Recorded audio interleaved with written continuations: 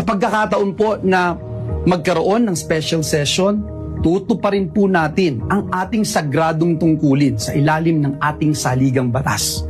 We will be there.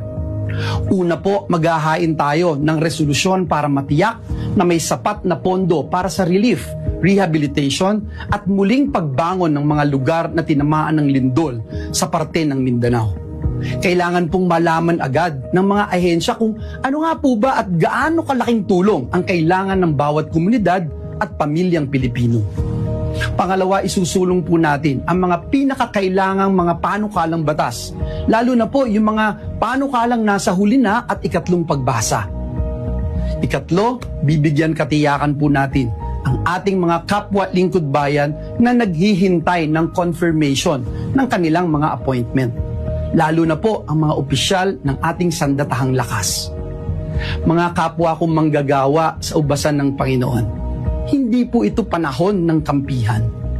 Kapag may kababayan po tayong nangangailangan, tungkulin po nating tumugon at maglingkod. Noon hanggang ngayon, klaro po sa atin, klarong-klaro po sa atin ang dahilan kung bakit tayo narito bilang lingkod bayan. Klaro po sa atin kung bakit tayo ay dinala ng Diyos sa posisyon na ito.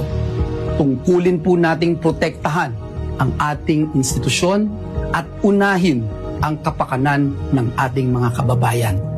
Higit po sa lahat, patuloy po tayong maninindigan para sa Diyos at para sa bayan. Maraming salamat po at pagpalain tayong lahat ng ating Panginoong Diyos.